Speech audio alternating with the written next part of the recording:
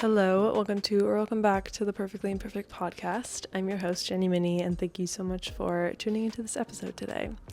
Today is a bit of a vulnerable one. This is already my third time trying to record this because I'm not quite sure how I want to word what I want to say here. This was also an idea I thought of probably 10 minutes ago prior to recording this, but it's something I now can't get out of my head, and I really want to share some things that I've been learning about myself. But it's vulnerable. The more I'm talking about it, I'm like, oh my gosh, I don't know. It's a bit hard for me, and I just want to be real with you guys. And this podcast is all about showing up imperfectly and allowing yourself space to just be. And that's what I'm doing with myself right now. And so I hope you can take this as a sign to do that for yourself as well. Allow yourself to show up imperfectly, have the uncomfortable conversation, open up to someone that maybe you feel a little bit vulnerable and afraid to. Give yourself space to be messy and unclear and not knowing what you want to do. I'm very much in the thick of all of those kinds of things in my life right now, and it feels so chaotic and overwhelming, and I don't know, one day I feel great, the next day I feel so low, and the ebb and flow, the back and forth is just a lot, and I feel like it's been really getting to me lately. But throughout this whole process, I have been learning so much about myself. Huge thanks to therapy and my therapist that I've been meeting with for, 8 months now or so. I just wanted to share today some things that I've been learning. Maybe you can relate, maybe you don't relate at all. Maybe it inspires you to question something about yourself a little bit more, maybe dig a little deeper into yourself or accept yourself a little bit more, have compassion and kindness for yourself a little bit more, because those are all things that I'm working on. So I hope you can do the same. I have a little list here in front of me, but like I said, this was such a last minute idea. Bear with me if it's a little bit rambly, but this is a podcast, so this is a place to ramble, and I'm so grateful that you're here. So to jump right into this episode, I'm going to start with lesson number 1 that I have learned about myself is that I tend to make up stories about what other people are thinking or saying about me. This is something I've done my entire life. And I feel like now I'm finally recognizing that that's something I do, recognizing the challenges and discomfort it has caused me to feel, and recognizing that that's something I just don't want to do anymore. I don't want to do that anymore. It doesn't bring me happiness. It doesn't bring me peace. It just kind of pulls me further away from myself and is painting these pictures that are more likely than not completely untrue. So yeah, I've been learning that, or I've just been kind of strengthening the ability to recognize when I do this and when I kind of paint this very elaborate, detailed picture of what someone's thinking about me or what they're saying about me without any sort of basis or foundation of truth or knowledge or evidence or anything like that. Yeah, it's recently just kind of gotten way out of hand. The other week, I had a lot on my plate. I had a lot to do for work, a lot to do outside of work. But on top of that, I was putting so much pressure on myself to perform perfectly, to do everything on time, to finish everything, to just, I put everything aside. I put all self-care aside, and it didn't feel good. No, it didn't feel good. I don't suggest doing this at all. And within that week, it was really hard for me to recognize, but now kind of a week out, 2 weeks out, being able to reflect back on that time, I was telling myself so many lies about all these people and what they were quote unquote saying about me, or how they were quote unquote disappointed in me, or how they were quote unquote annoyed at me. Yeah, it was just, looking back, kind of crazy that I was just living by these untrue quote unquote truths that I was believing. That didn't make sense. But anyway, I was just taking these thoughts to be my truth, even though they were based on no foundation of actuality. For example, at work, I was just believing that my boss was thinking less of me or thinking I was slacking or thinking I wasn't doing enough. And so I was putting so much pressure on myself to do extra and work and stay up late and do these things. And I have a design client that I'm working with, and I had to get her a file, and I just was constantly thinking, oh, she thinks I'm slacking, she thinks I'm late, she thinks I'm not working fast enough, she doesn't like what I'm doing, she hates it, when she never ever said that to me at all. And when I sent it to her, it was all positive, it was all love. And I don't know, I guess I just wanted to share this to say that you're not alone if you do this as well, and you're not crazy, and it's not a reason to be hard on yourself. But it is something to recognize, and it is something to catch, and it is something to really challenge yourself to reframe. Because if you allow your anxiety or your irrational thoughts to shape your reality in a way that kind of makes you believe that everyone is thinking less of you, thinking, negatively of you, that is just sort of really, really harming your self-image and your ability to trust yourself.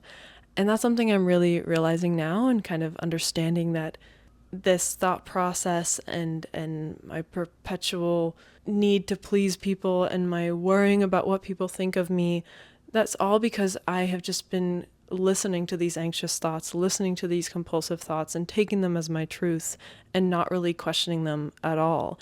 And I know that that's why I'm where I'm at now, and I'm in a journey to building self-trust, and it's hard and it's challenging at times, but I'm slowly sort of reversing the thought processes that I've just been living by for so long. So I guess all this to say is that if you struggle with feeling like the world's against you and every person is ashamed of you or disappointed in you, or thinks negatively of you, and you have absolutely no facts to back that up, really start to question that.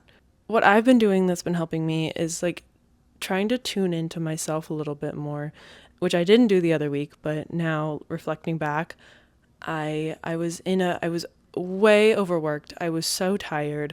I was not taking care of myself. I was just throwing self-care out the window. So I was just in such a dysregulated place that I didn't even have, oh my God, I'm jumbling my words today, that I didn't even have the mental capacity to kind of correct those thoughts and correct the thoughts that everyone is disappointed in me. I didn't have the mental capacity. I was just so drained that I just had to, or I only had the energy to take my thoughts as truth, and I couldn't even question them further. So I guess my advice there is to just really tune into the body, tune into your body when you feel this is happening, when you feel like there's an overwhelming amount of thoughts and opinions and judgments of you that no one's actually said about you, but you're kind of believing that's what they think about you, or you're worried about what people will think of you or how they're perceiving you. And try to recognize in yourself if you are sleep deprived. Are you hungry? Are you thirsty? Are you fearful? Are you feeling doubt? Are you feeling anxiety? Are you feeling depressed? Are, a lot of these kind of things and these irrational thoughts and the inability to be able to reframe these thoughts, I've been learning it shows up more, or it feels harder to rationalize and reframe when us ourselves are in kind of an activated, out of balanced place.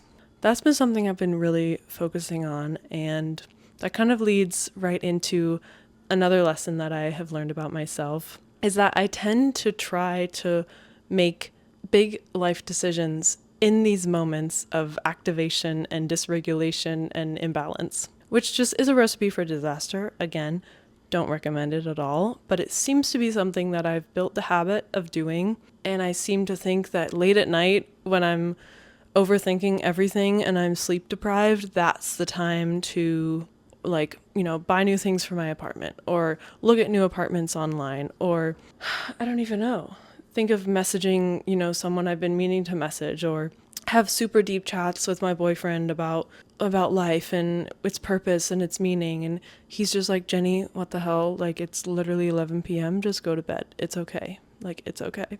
And it is okay. I need to take his advice. I've just realized that for some reason, either early in the morning or late at night, when I tend to notice that my anxiety peaks a little bit more, my brain is like, oh my God, all these other things you haven't thought about, let's think about them right now and figure it out right now, find a solution.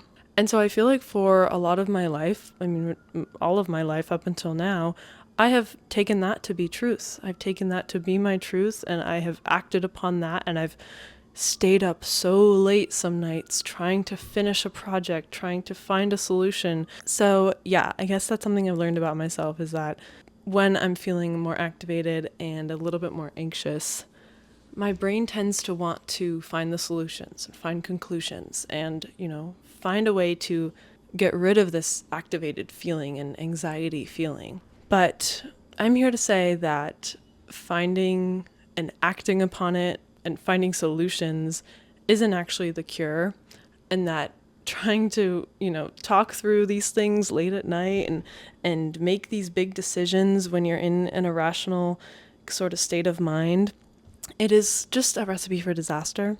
And this is totally speaking from my experience. You may have a different experience, but that's something I've learned about myself, is that I tend to want to make big decisions in these moments of dysregulation. And I'm just denying the fact that I'm actually dysregulated and activated and imbalanced. And therefore, I'm suddenly surprised why it's so difficult for me to make these decisions. But really, it makes so much sense.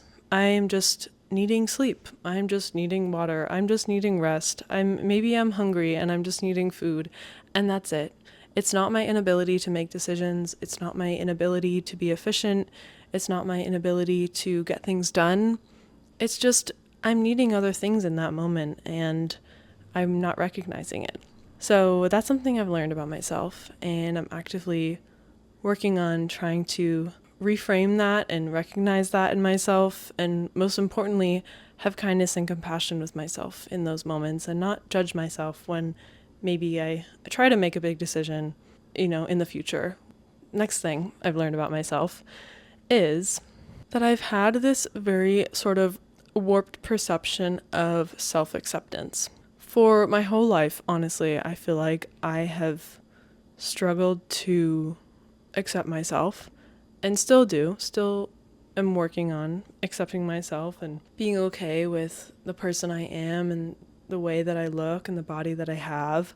And I know that I'll get there, but I've come to learn that why accepting myself the way I am is so difficult for me is because I have been living with the perceived reality that I can't accept myself until I accept all the parts of myself. So, for example, I can't accept myself until I break the habit of going to bed late. I can't accept myself until I stop people pleasing. I can't accept myself until I have a certain body type. And so, all those types of things, I have just kind of somehow made myself believe that I can't accept myself until all these things happen. And that is just the classic case of the endless unsatisfied loop cycle, that you'll never accept yourself because you'll never be satisfied. There will always be one more thing that you want to change about yourself, and you'll just never be satisfied and therefore never accept yourself. And I feel like I've been on that hamster wheel for long enough to finally understand and learn the lesson that in order for me to grow, in order for me to progress into a stronger human being mentally, physically, is to accept myself and accept myself with my flaws and with the habits I don't love right now.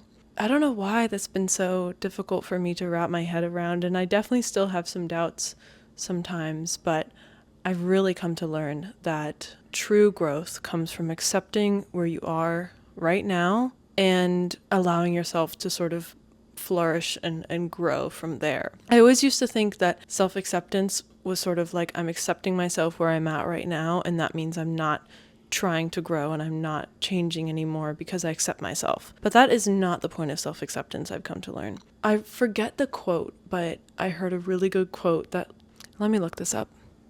Okay, according to tinybuddha.com, this says, acceptance is not submission. It's the acknowledgement of the facts of a situation, then deciding what you're going to do about it. This is a quote by Kathleen Casey Thiessen.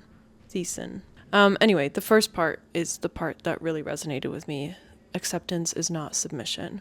And I think I've just been living with the reality and thinking that acceptance was submission and kind of just accepting that this is where I'm at and I can never go on from here. But that is not what acceptance is. And exactly as this quote says, acceptance is not submission. It's just accepting the facts of where you are at now, accepting all the parts you like and all the parts you don't like about yourself, and deciding where to go with it. And whether that's deciding to change certain habits, deciding to move somewhere new, deciding to grow in different ways. That's a big lesson I've learned about myself. And I feel like it now is something, now that I'm kind of understanding it better, it's something that I can directly apply to my eating disorder recovery as well.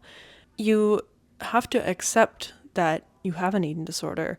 You have to accept that you're facing a challenge and that maybe you're diagnosed with an illness and that you are mentally struggling. You have to accept that first in order to actually embark on recovery. And I know everyone's recovery stories are different and how they start and why they start, so this is not a one size fits all at all. But at least in my experience, I couldn't really start true recovery until I fully accepted that I have a problem and this is something I want to change. And I think for a long time I was so scared to accept it because I was under this past mindset that acceptance is submission, and that if I accept I have an eating disorder, I'll have an eating disorder forever and I'll never work through it. But that is just not the way self-acceptance works. Self-acceptance is not submission, and it's just a kind of a way for you to checkpoint and kind of build a foundation of where you're at and decide how you want to heal, how you want to change your actions moving forward, how you want to change certain behaviors or mindsets moving forward. And so it's something that I can directly apply to my eating disorder recovery, and I hope you can too if this is something that you're struggling with and feeling like you're struggling to accept yourself where you're at because there are maybe parts of yourself or things about your life that you don't like. I challenge you to accept that and try to build acceptance within how you speak to yourself, within how you view your surroundings and your situation. And I know it's not easy at all. I'm working on it as well myself, but I really now believe that with that self-acceptance and with the acceptance of life as it is, that will enable you to fully grow into the person you're meant to be, full of so much life and love and excitement, and you'll flourish into the person you're meant to be. But it all has to start with a place of acceptance, and that's something I'm learning a lot right now. The next point and the last point I'll make today on this episode that I have been learning about myself is that I still have a very up and down relationship with my body. And I've definitely talked about this before, and I have so many podcast episodes about body image and my journey with body dysmorphia, but let me know if you want another sort of recap or maybe an update on my journey regarding that. But that has been a big lesson to me the past year, is that I feel very confident in my recovery. I feel very confident in fueling and nourishing my body and knowing what foods and what amount of foods works well for me and not really questioning it anymore. And I never compensate food with movement or vice versa. But my relationship with my body, she's a bit up and down, honestly. I still look at myself and I struggle to say positive things in the mirror. I still select certain clothing pieces based on just like how I think I look in them. I just feel like I still make a lot of decisions, and I hate trying on clothes in stores. I don't really like changing rooms and seeing myself in the mirror. And yeah, this is kind of weird to say out loud. I haven't really said this out loud much, and I feel a little bit of shame saying this, but equally I know that it's okay to not love your body all the time. I feel like more often than not, I see my body with neutrality. I'm really trying to shift towards that. And I know I have a whole episode on this as well about finding body neutrality. And that's something that has been more of a priority for me in learning this about myself and learning that I still have an up and down relationship with my body. Striving for body neutrality is much more within reach for me right now than striving for full body acceptance, self-love. And that is completely okay. I think there is absolutely nothing wrong with just trying to see your body as neutral, see your body as what it is, a vessel for your soul. It's a machine that needs fueling with food and water and nourishment. You know, if you want to have no opinions about it, good or bad, that's completely fine. And that's honestly something that I'm working towards. And so if this is something that you resonate with and you feel like you have an up and down relationship with your body and, you know, just sometimes you don't feel the most comfortable in your body, that's okay. It's not something to be super hard on yourself about. I think the acceptance piece, coming kind of more full circle, is a huge piece of this as well. I am really wanting to accept my body and kind of move a little bit further from the body neutrality rather than not thinking anything about it and not placing any judgment, which is a really great first step. You know, it's better to have a neutral sense about your body than, you know, super negative judgments about your body. But I think as I've been working with the body neutrality, my next step for me is getting to sort of body acceptance, accepting where I'm at and trying to just find peace with it. And hopefully with that will come more positive thoughts, but I'm not placing those expectations. I'm not placing pressure on myself. The biggest thing I want to have with myself is one, just accepting my body for the way it is and, you know, the way it visibly looks, but also accepting where I'm at with my relationship with my body and accepting that it's hard for me right now at times and it doesn't feel great all the time right now, but I'm accepting that. And I'm trusting and I'm knowing that it will get better over time. And it may never be perfect. We're humans. We're never 100% perfect all the time. I'm just trying to have grace and compassion with myself through this. And I hope you can do the same too. Because you're beautiful inside and out. And your body is doing so much for you all the time. So with that, I'm going to wrap up the episode. I feel like this was a bit of a shorter one. I hope you found those useful in a way or helpful in a way or encouraging or made you feel less alone. I would love to hear your thoughts on this episode. If you hated it, let me know as well. If you're like, Jenny, I don't like this kind of style, that's fine too. I'm sending so much love, as always. And you can find the podcast on Instagram as well if you're interested to follow along over there. It's at perfectlyimperfect.pod. And you can follow my Instagram at jenny.mini. And both are also available on TikTok as well. And yeah, if you're listening to this episode and you want a little visual, the podcast is now on my YouTube channel, so you can watch the videos there. And vice versa, if you're watching this and you ever want just the audio, you can find me on Spotify and Apple Podcasts. Those are all the places where you can find me. Hope to see you there, and I'll catch you in the next episode.